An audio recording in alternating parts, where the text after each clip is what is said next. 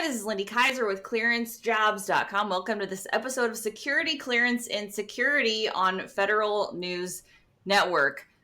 A lot of changes in Washington is how I introduce every Federal News Network episode now. Like, if you're in Washington, you might notice things are changing. What's not changed is how awesome the Iron Butterfly Media Group and Iron Butterfly Foundation is. So I am so excited to be joined by Megan Jaffer and Cadie Hopkins, who are the co-founders of this amazing, I would call it a community, but I, use community in a special way.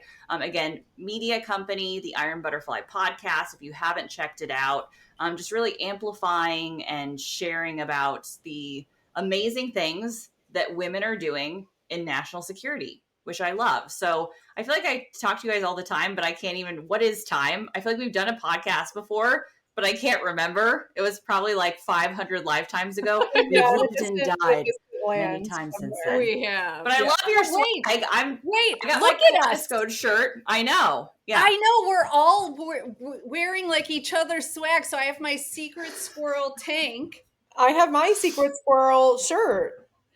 And Lindy has our Kaleidoscope t-shirt. The swag game is real for us, and the swag game is real.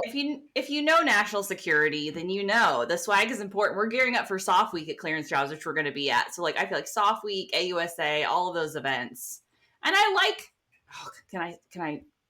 Hot tip. Okay, we're giving away friendship bracelets now. Swag. Cadie loves me so much that she had friendship bracelets made, which I love. Everybody knows, I'm unabashedly feminine, I would say, and everybody can do themselves, as it were. But I did love that Cadie was like, I normally am like Taylor Swift out at events with all of my bracelets. I only have one on today because I'm being modest. So if you come find Clearance Jobs at a future event, you can get a bracelet. Anyway, we're not here to talk about bracelets. Actually, we're actually here to talk about Iron Butterfly. So just my first question, I assume everybody in the community knows about Iron Butterfly podcast and what you do at this point, but I never like to start with assumptions. Hopefully we have some new listeners or people who haven't heard of what you're doing before. So just kind of start by, telling more about what Iron Butterfly is. Sure. So we are a media company that was founded 5 years ago during the pandemic. We were both working, Cadie and I were both working in the national security space. Cadie was in government and I was supporting government and industry.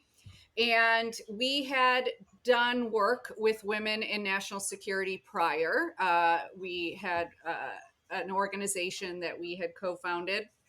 And, podcasts were blowing up during the pandemic, and in a good way. And Cadie was, there were other podcasts in the market in national security focused on the topics of the day, right? So, geopolitical issues and talking about those things. But what they really weren't focusing on, and there wasn't a podcast out there that were putting faces behind the faceless organizations, the 3-letter agencies, right? And we are huge believers of, showing the faces behind these organizations. It's really important.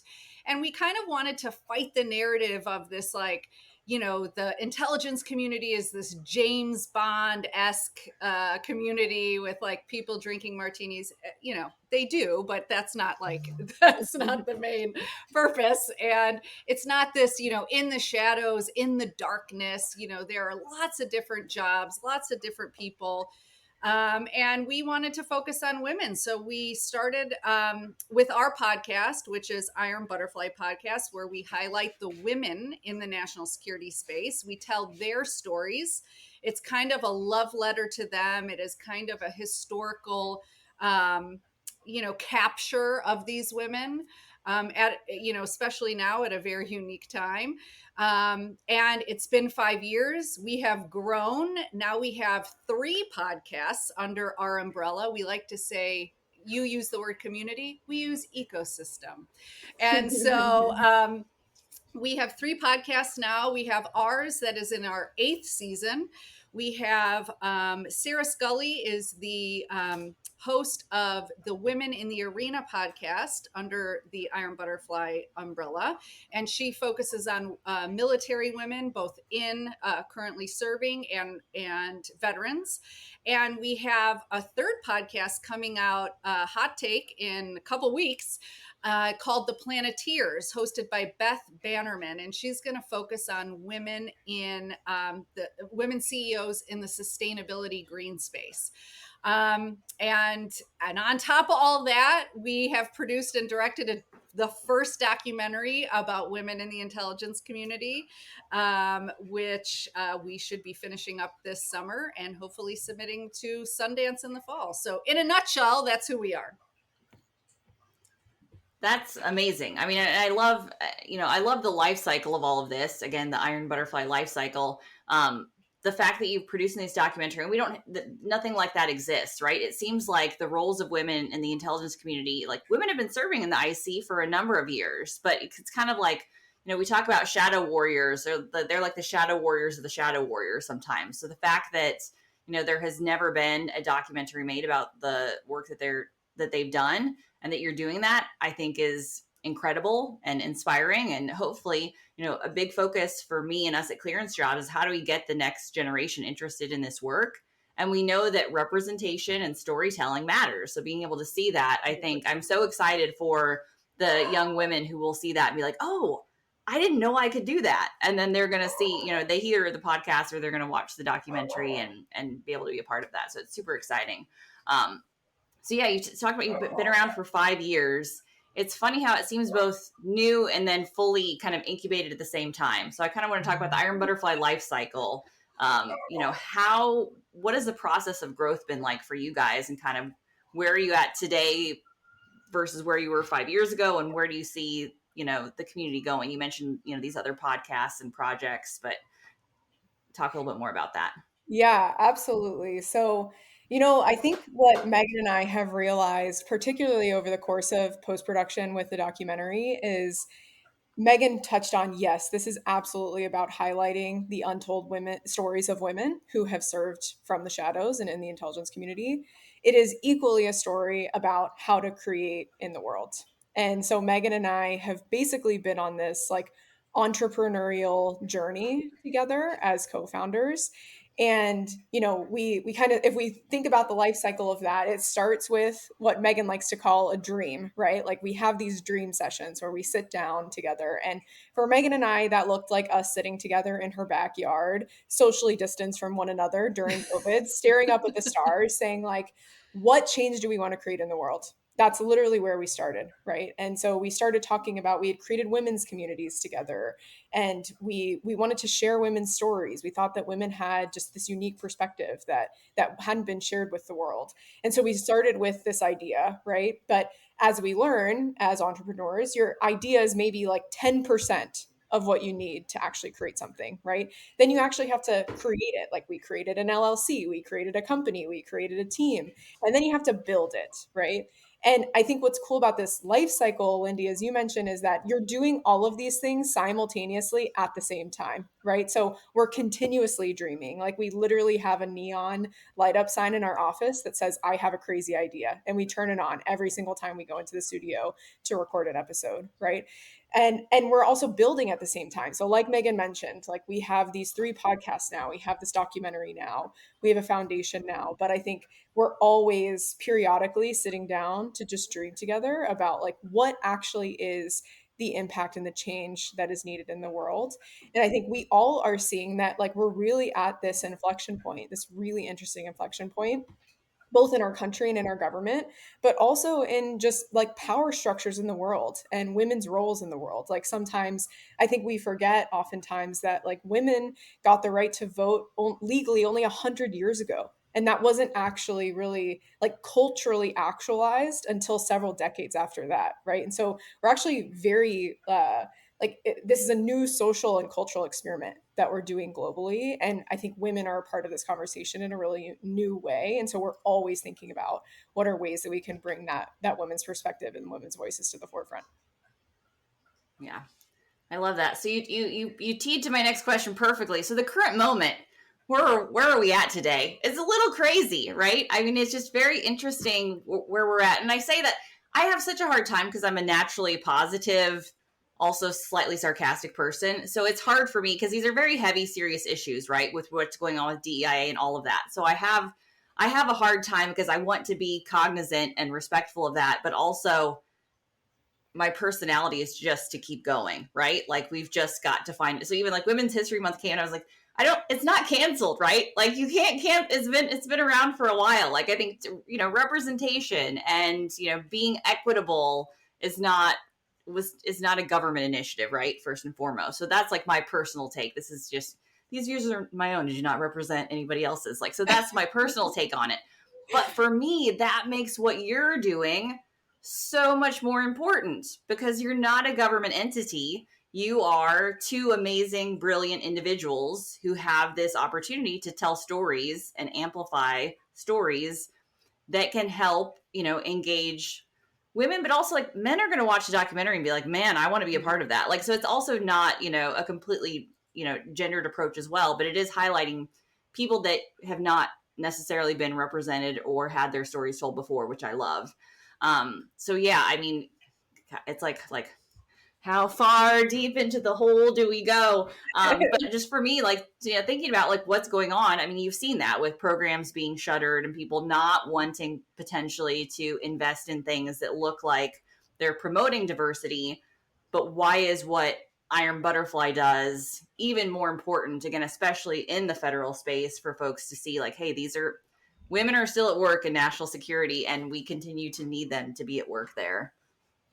So I thank you for this question, and I alluded to it a little bit earlier, but effectively, women's stories in government right now are effectively being erased. I mean, they are being erased. They're being taken down from websites. They're being deleted from documents that they've worked on, and all due to an administration's directive or a president's directive, right? And like you said, we are an independent entity. We are a company that just so happens to be founded by two women, that just so happens to be telling the stories of women in government, specifically in the national security space.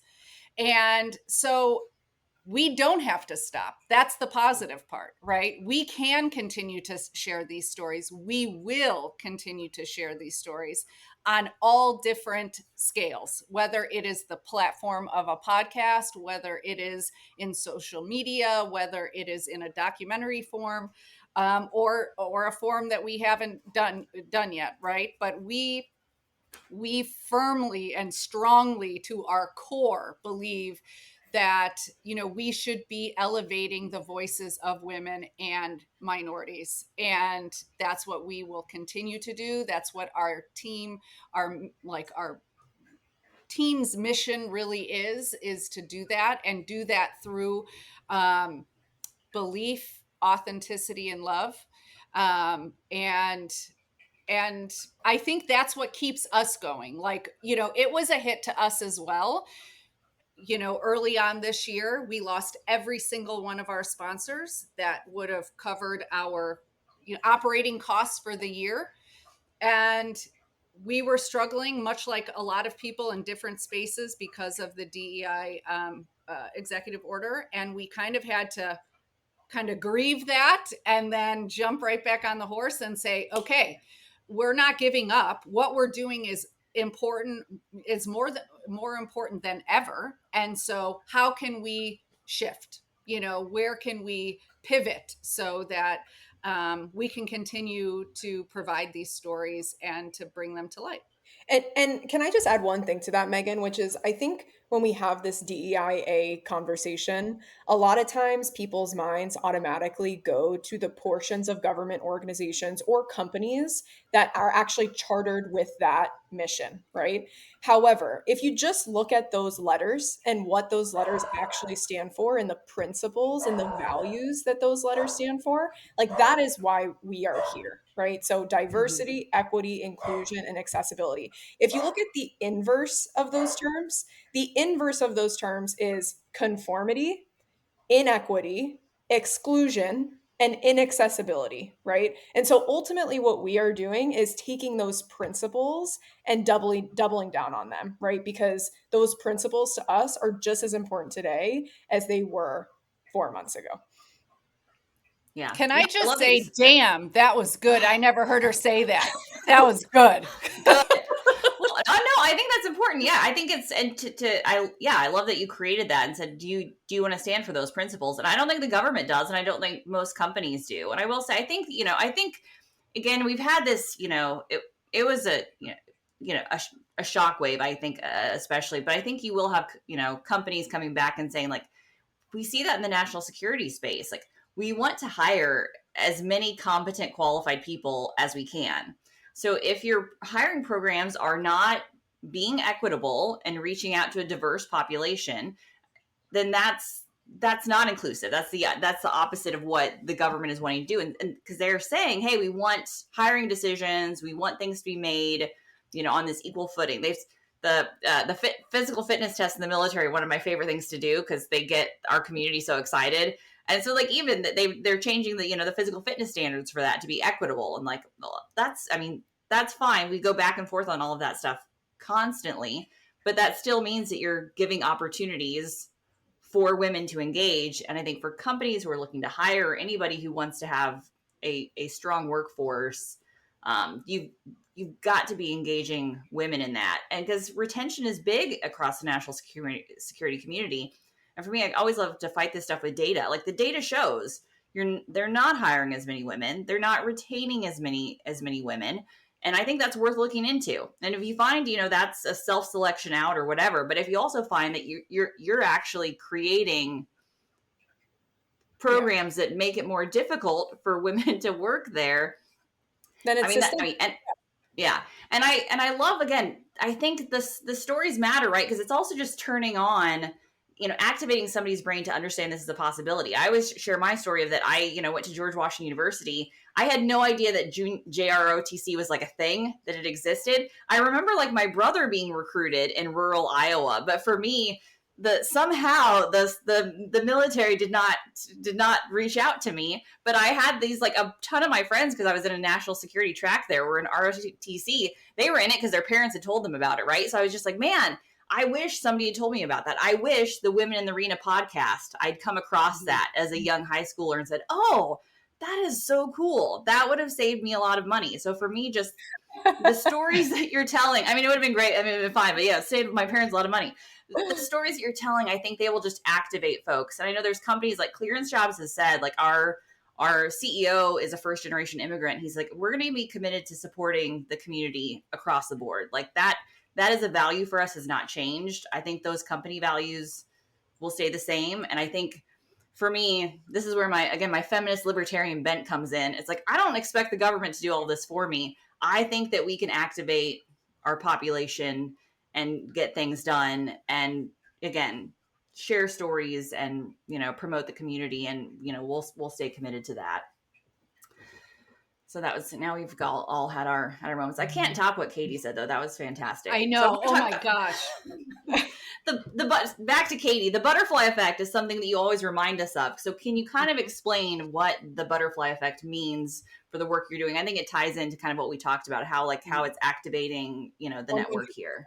100%. I was going to bring it back to the word you used, which is activate, which I love that word because that's exactly what it is. So this is a little bit of insider info for those who are interested in watching our documentary. So the idea of the butterfly effect actually came when we were on a production shoot. When we were in the studio recording. And shout out to one of our friends, mentors, champions, and just one of the most amazing leaders in this community, Sue Gordon. We were interviewing her in DC, and we were doing a mic check. And so I was trying to create conversation with her to test the sound. And so I had said, we had just talked about how she was a zoology major. And so I said to her, oh, Sue, what's your favorite animal? And she was like, Cadie, no. You think that I'm a zoology major because I like animals. I'm actually a zoology major because of the system and because how it helped me understand the system and how everything is connected. And so that kind of got our gears turning about, like, wow, what if we thought about our democracy and, like, our human institutions and civilizations and communities in that same way, in the way that a zoologist looks at an ecosystem as all being connected. And so we created this kind of, not we created, but we started using this metaphor of the butterfly effect to understand those connections and how we can all have impact in the world, right? And the butterfly effect, for those who don't know, is this idea that these small actions over time, these small activations, if you will, can have this outsized effect on an institution or on a system, particularly when taken in an aggregate across a large community or ecosystem of people, right? So Megan touched on our values, which are authenticity, belief, and love. And I think this really gets at belief, which is, I think right now in this environment, it's really easy to feel powerless. But at the end of the day, like feeling powerless is a weapon of tyrants, right? Like we have to believe that change is possible. We have to believe that we own space, that we have power, and that we can make a change in the world. And so I think that's this idea of the butterfly effect, right? Like we have to believe that we as an individual agent can make a difference, particularly when in community with other butterflies. Love that so much. I mean, and I think that's huge right now because I think if, the isolation effect is real, right? And when we see that, I mean, again, I think, to the extent this is, for the Federal News Network community, we see that in the federal workforce right now. Like there's just a lot of feelings of isolation, of lack of support.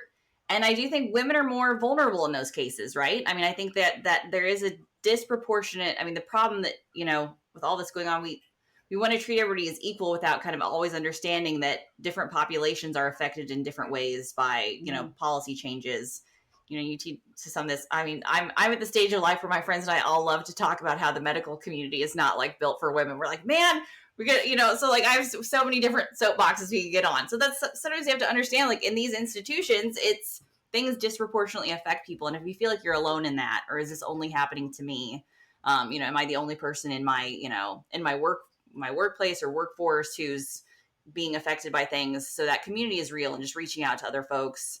This is a good time to say, hey, are you okay? Is everything okay with you? How can we help? And I've seen your community already doing that. And I think that's, I'm a big believer of, individual communities and ecosystems coming together and working together and supporting each other. And I think, for women, for any community out there, like reach out, ask if you're okay and offer support, because again, to put it in the jobs perspective too, like the hidden job market is absolutely real. So we see that all the time. Even working for ClearanceJobs, I'll say, like, if you're affected by the things that are going on right now, like reach out. There are opportunities out there, like, and reach out to your community to find ways to get engaged. Because we need as many people possible, qualified, competent people in the workforce. So I don't want people to feel like they're forced out of that right now. Because that, if that's what we're doing right now in the federal workforce, and that's not, it's not going to help us in the long term. And there are certainly contractors out there still hiring too. So I always highlight that, like if you're, when, if you find one opportunity ending, like find other opportunities that are out there, and find those support networks and can help you get there. 100%. So I know you're doing a donor push right now, doing a pivot. So to bring the documentary to flight, I definitely want to do a shout out and let individuals, corporations, companies, how can they get involved with what you're doing and support it? Megan, you want to take Katie? this one? Oh no, either way. Go for it. So yes, we are doing a donor box donor push right now. It's for the final funding we need to finish the documentary. We are going to be at frame lock at the end of May, which means we'll pretty much have our movie. And so we just need a little bit more so we can do, finish our sound, put any bells and whistles in, be able to get our original score, which is the music for the movie. And we're trying to raise $50,000 by June. And you can find us everywhere. So you can look Iron Butterfly up on DonorBox. You could DM us. You could look us at Instagram, on LinkedIn. We are all over. Just Google Iron Butterfly Podcast, Iron Butterfly Media, Iron Butterfly Foundation. You will find it. And help us get over the finish line. We just got a little bit more to go. Yeah. Cadie. Yeah. The only thing I would add is we have effectively self-funded this Mhm. entire film through private donations from this community. So Yes. to date, we've raised every single cent from the generosity of the community. And we always like to say this documentary truly is community property because at this point it really is. And we know that a lot of people right now can't feel like they want to make a difference. They want to do something, but they don't exactly know what to do. They feel like maybe they can't use their voice, they can't be as public about their views as they used to be. And so we hope that this is a venue where people feel empowered to potentially make a difference, and to really put resources towards a project that I think will highlight, of course, the incredible contributions of women, the incredible contributions of this community, and reverse some of those James Bond cultural assumptions about the intelligence community, rebuild trust between the intelligence community and the American people. And again, like Megan said, ultimately, like record these histories and continue to share these histories of really amazing women. Yeah, I love it. I mean, I got to see the preview and it made me cry. Like it is just amazing to see these brilliant women and even some of like I know, I've met them in real life now, but to see the documentary and what you're putting together there, I think it's super empowering. It's super, it's impactful. It's impactful to the community, right? Like I think we need to see people in these positions to attract the next generation. And again, we want a qualified workforce, and so we want that to include everybody. So being able to see folks and have these stories told, I think, is super important. And there's no reason for individuals, companies, corporations to not come alongside that storytelling, right? I mean, this is for me. I mean, I work in brand, media marketing. This is where I've lived and built my career, and that's you want to amplify amazing stories and showcase incredible work that's being done, and that's not done often inside the IC. And when it is done, it typically has come from a different vantage point. So I think being able to tell the stories of women in this, and even the diversity of the stories that you're telling in that short documentary framework is incredible too. Like, not all of those women's stories are the same, and they're working across, again, across the ecosystem of the national security space. And that was super encouraging to see. Well, I feel like I could talk to you guys forever, but I feel like we're out of airtime and I could keep rambling if I talk too much. So is there anything else I didn't ask you about or you wanted to touch on here? Thank you so much, Lindy. Thank You've been you a so huge much. supporter of Iron Butterfly since the beginning. You continue to be a huge supporter of Iron Butterfly. For just amplifying our mission and the voices that we're sharing, and for inviting us on. We're really thrilled to be here.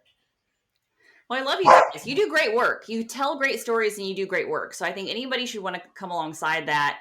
And I've been in this space a long time. I worked at the Pentagon. I love attending industry events.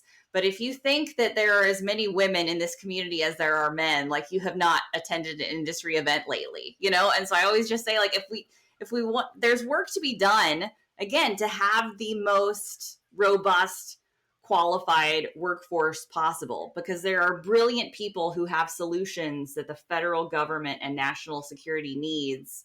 And if we don't turn them on to the fact that this is a career open to them, they won't apply.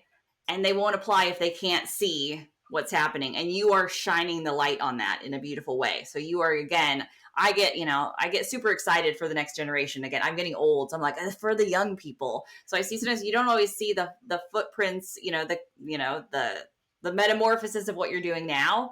But I guarantee you, again, there's going to be young girls who see that documentary, and they're going to be the next leaders in this space because they've seen that work and seen that happen. And why don't we want that? That's beautiful and amazing, and I love it. And storytelling is not closed, and the work that you're doing is incredibly important, and I will always be delighted and happy to support you, and I'm so excited to watch all of the amazing things that you do. So Lindy, thank you. thank you so much. You've been such a light for us and a support. And, we're thankful to be your friend, and we're thankful that you continue to invite us to things like this. And you're just the best.